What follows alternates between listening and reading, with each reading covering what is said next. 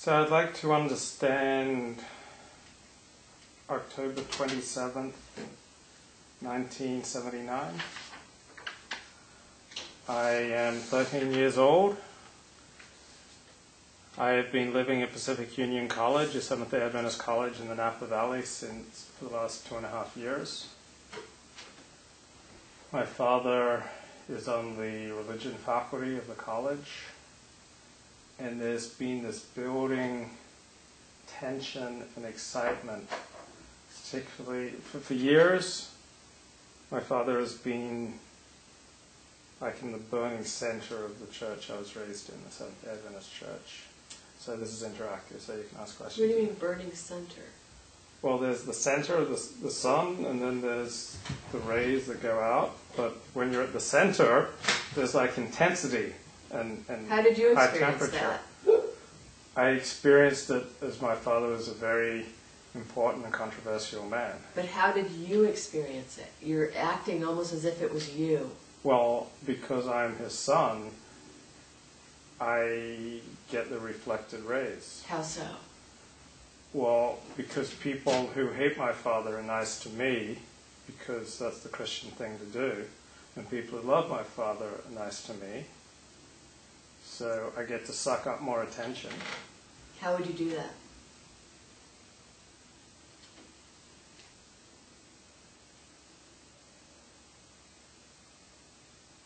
Or did they just come to you?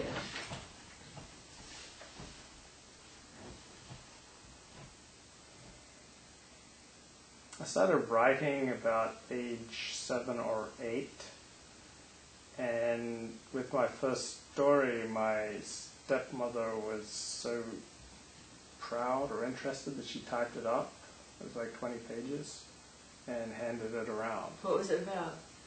It was about my friend and I taking a raft down the river that flowed below my house. It was An adventure inspired, story? Yeah, inspired by Huckleberry Finn. Oh, okay. Oh, okay. And I noticed... Wait, you read Huckleberry Finn at 7? Or something like it. Okay. Might have been 8. And so I noticed some adults paying attention, like reading the story and paying attention. And I like that feeling. I like the feeling that I was special. Mm-hmm. My parents raised me to believe that I was special. They raised me with the story that when my mother was carrying me in her stomach, that she had an intuition that this one would do something powerful for God. So I was raised with that. So story. is that a curse? Well, I loved it, and my parents thought they were encouraging something good in me, but now they see it as How do you see it? encouraging my narcissism. But how do you see it? Is there a responsibility to God? I experience it as a sense of destiny. So have you worked towards it? Oh yeah, like hell. Yeah. Doing... My life is like a performance art, and if you look at it any other way, it doesn't make sense. But when you see the contradictory and crazy things that I've done, and probably still do. But what has been, in your mind, directed to being connected to God? Well, I have a sense of destiny, and when you're raised to believe that you're going to do something great for God, it's like you have a connection to that light socket. But are you doing anything actively that you think is helping God? Yeah, I've always been religious, so all my religions have been monotheistic. But being a devotee, is that enough? No, that's not enough. Okay. I have to break the boundaries. And have you done it yet? Like the prophet Hosea was commanded by God to go out and marry a prostitute. Right. So I went out and had sex with a lot of porn stars. But you know that that's just a justification. You don't, right? It's only partly. I know. Oh, okay. My life is performance art. If I just go out there, even though these things seem totally contradictory, if I just get out there and experience them, oh, we have to do something amazing with my writing about it. So, on the it's face of it, for art's sake. it's more than art, it's destiny. It's like the sense that you can shape history. By doing what?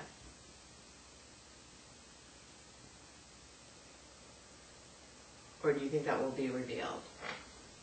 I don't know precisely what it is, but you sense it, you feel it when you're doing it at times. So there have been many years in the desert where I don't feel it, and then I feel it. So do you think your father felt it?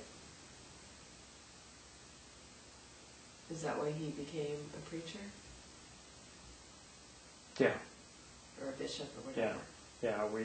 We had an ancient ancestor who writes in the same kind of extreme religious language that my father and I are prone to. So religious extremism is kind of in genetics. So the thing that connects you, the only thing you have left of your mother is her writing. Yeah. And you became a writer. Yeah. And what did she do? And what She died before I was 4. And what got your father kicked out of the church was his writing, which I guess is his beliefs. Yeah, so October 27th, 1979 is a Saturday. We're Seventh-day Adventists, so we keep the Sabbath like Jews do. We're at Pacific Union College, and he is slated to give a big talk at the Seventh-day Adventist Forum. And I felt this excitement growing in the days leading up to the talk, even though I had zero interest in the particulars of what he was talking about. And I never had much interest in the things that my father said. But even as a little boy, I would stand in the church and imitate his gestures. What would you do? You know, I would. So were you sitting in the pew and you'd get up? After he'd done talking, like, Yeah. you know, when it was all over, it Yeah. was just like me and my stepmother and something. So show me how, set the scene. Behold the Lamb of God who takes away the sin of the world. Wait, no. Would you? I want to see how you imitated him and where in the context. Well, I'm standing in the pew, and I'm like, you know, my dad's very demonstrative with his hands when he speaks, and so I just start imitating that. For your mother? I guess for my mother, but maybe there are other people around as well. And so It would just they seemed watch? natural. Yeah, and I got a kick out of it. So would they laugh? Yeah. Did your father know? Probably. I don't recall anything in that regard. Did you feel like you were performing? Yeah, I was performing because my father was like the rock star of You love that. Adventist You church. love Yeah. that. You really came to life when you did that. Don't talk right now. Oh, sorry. Okay. Oh. Yeah, it really came to life. So, yeah, I was performing because my dad was like the rock star of the Seventh-day Adventist Church, because it's a church that revolves around skilled oratory, like Protestants do, because they don't have rituals. There's no rituals, so the burning center of the religion is the skillfully created sermon on the day of worship. And so the person who delivers the sermon is like the rock star. So my dad was like the rock star. I grew up with my father, the rock star. And so he would put on these great theatrical performances in his sermons. Mm-hmm. And so I would kind of get into the swing of it when I was a boy, and I'd start imitating his mannerisms. And I guess I wanted to be like that in many ways because I was a boy. But I had almost no interest in the actual things he was saying. They never spoke to me. But you said you're trying to come to terms with this day. Okay, so my dad is slated to give a big talk, and there are so many people that show up, they have to shift it to another building. So my mother wants me there because I don't always remember clearly, but I'm told this is going to be very important, and I'm told that this is going to shake the church to its very foundations. That my father is basically like taking on the church, his employer and our home for all of my life. And so they shifted to a new building, and about 1,000 people are there. And I'm inside for like half of it, and there's like an electricity in the air. There's an excitement in the air. and a sense of danger in the air.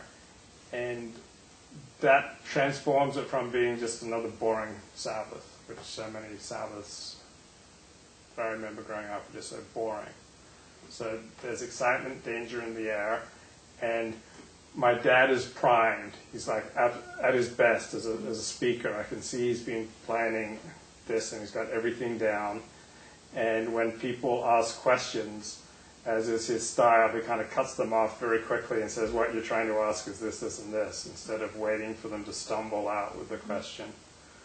And so my dad's the rock star, and so I get some reflected glory from that. And I think I spent half the time that afternoon outside just schmoozing with people. And some people got very upset, and I automatically assumed my dad was right, but I didn't care about the content of what he was saying. I had no interest in the content. Did you hear it? Never had. Yeah, I listened to half of it. I was there for half the time. So where were you the other half? I was outside talking to people. So how do you know what you missed? How do you know you got the gist of it? Oh, I don't. Well, I was inside the half, so I got half. So.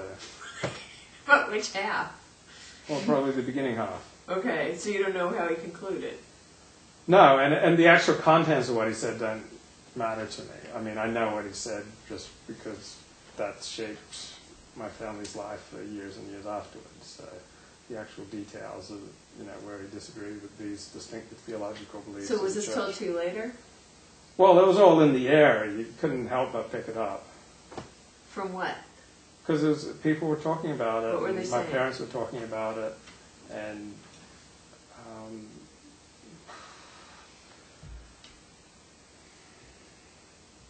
well, they were discussing whether or not the church was true and correct. And so it was shaking people to their very core because people had devoted their lives to this. And so you just got a minute or two left. Okay, so my dad's like this big stirrer, and I'm just like my dad. We both have this uncanny knack for joining groups and being able to put our finger on the weak point of the group, or on the point that will absolutely convulse the group. And we may wait years or decades. In my father's case, it was decades that he didn't change his mind. He'd had these same ideas for decades, but then just waited for the point where he was going to push that very sensitive place, and the whole group just exploded. How do you think your father would explain it? He would say that he was standing up for Jesus Christ, that he was, his conscience compelled him at last to speak out, and he thought that this was a forum for open exchange of ideas. So a very different perspective. Yeah. But I see my father and I both having the ability to notice what would absolutely drive people nuts, and just like poke that little point, and then go, what are you getting so upset about? All I did was go like this, and you just went nuts. So you find it analogous? Yeah, we're both like that. But I mean, you're deciding this is what it was, and you just told us what his perspective is of what he did. And then how do you rectify it between those two perspectives, those 2 points of view? Do you think he was, because he felt so strongly, he was willing to give everything up? Do you think this was him being righteous and just? I think that's the way he understands it. Right. I think he was acting out of addictive compulsions that he's not aware of to this day. Okay. Addictive compulsions to convulse the group around him to get the maximum of attention for himself. It's a trait that I share. Okay, so is it a way to help you understand yourself more? Yeah, to understand my story. Okay, and then I'm assuming you would never say this to him. I would never say this to him because it'd be like saying it to a brick wall. It wouldn't, I mean, there could be nothing that would be good. You don't think it would upset him? Oh, I'm sure it would upset him. Okay. But my father hasn't really listened to anything I've said for 46 years, so I don't think it's going to change now. Okay. So what are you wanting to understand about this day and don't know, I'd just like to understand more about this day because it was a very important day in the lives of tens of thousands of people, and I was right there in the burning center of it. So we didn't get what it did to them. Well, it blew up the church. But but we don't know then the repercussions of what that means. Well, it meant tens of thousands of people left the church as a result of that day. Okay. And millions of dollars left the church. Okay, so we don't know any of that, but that's a direct loss. And people completely changed their lives based on that day. Okay. So does that represent power to you? Yeah, it represents power to me. It's intoxicating. I just love power. Okay. I have almost as many fantasies about power as I do about sex. Okay, so they're pretty connected anyway, for you. Yeah. Okay, Yeah. all right.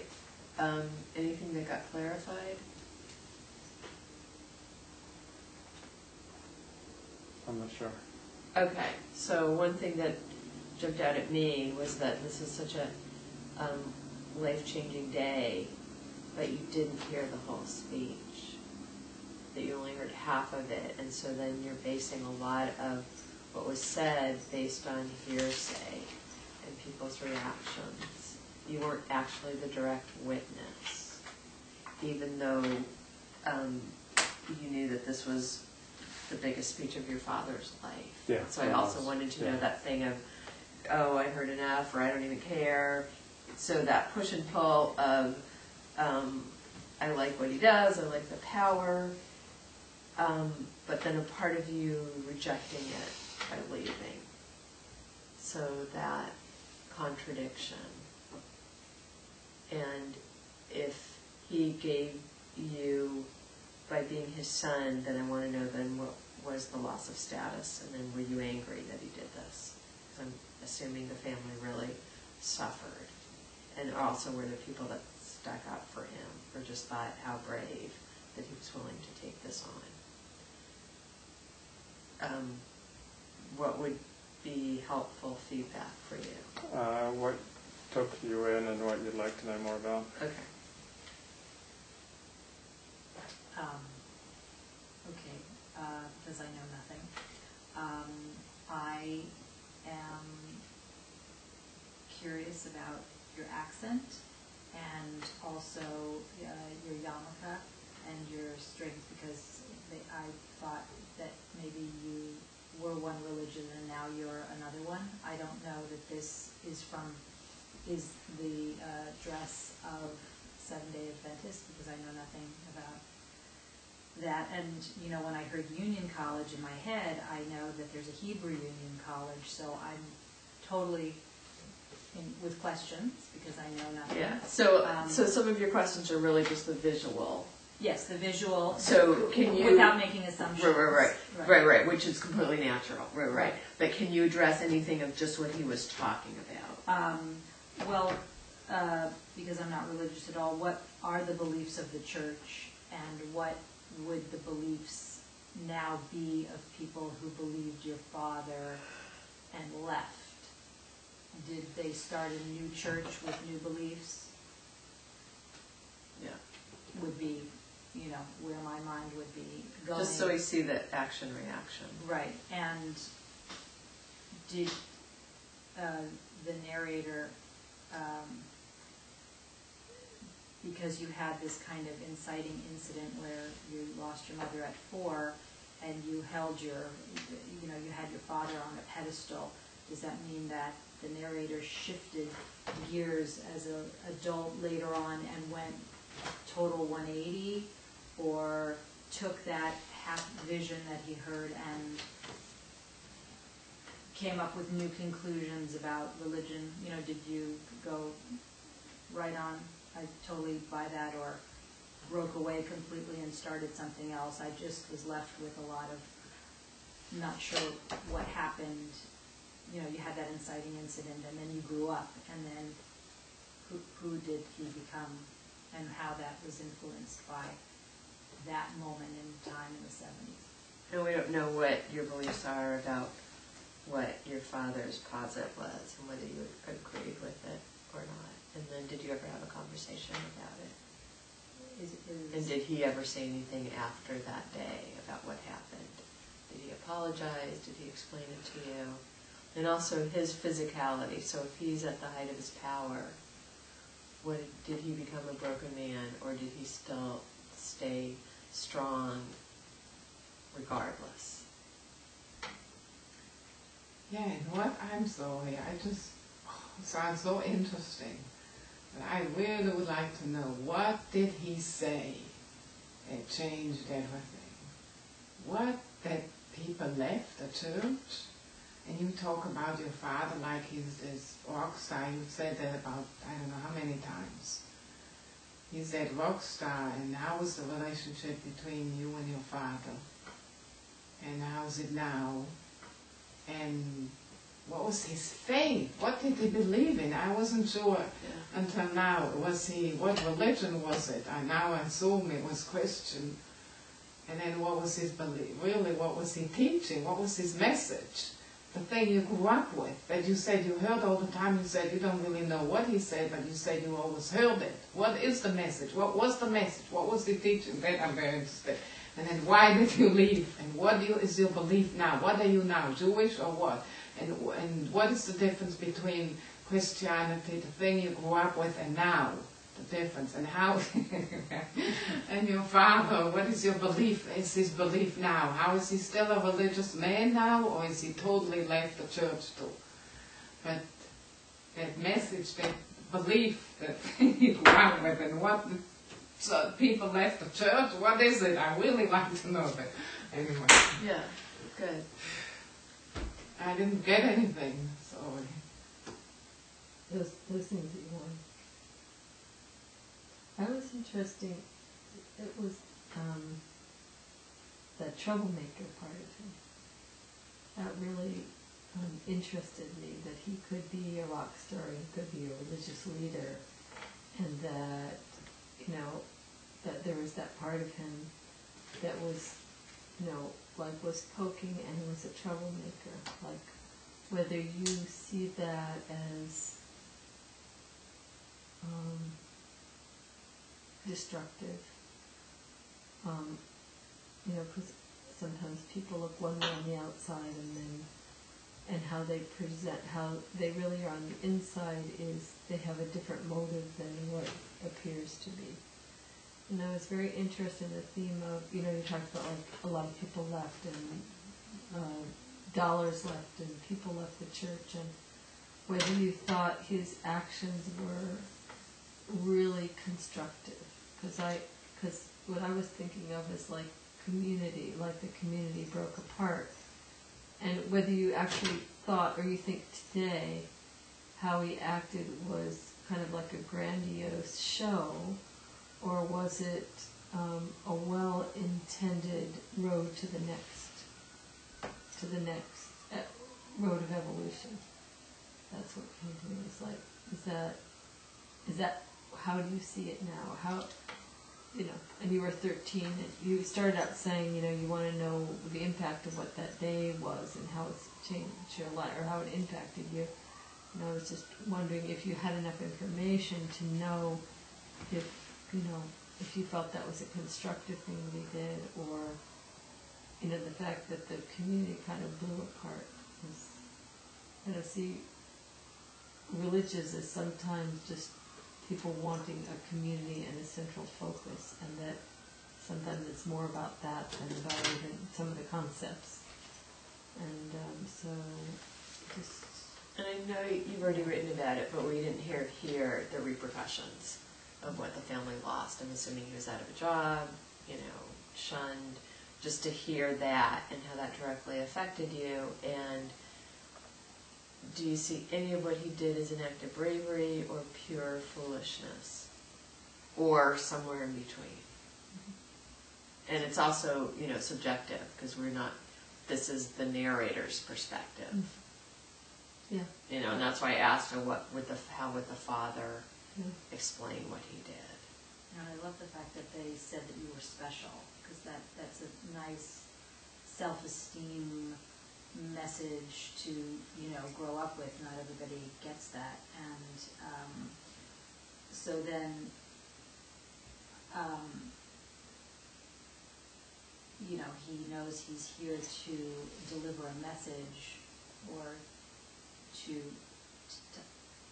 don't want to say touch God, but to do something for God, and so I'd like to know what that was, how that was going to shape out or come to.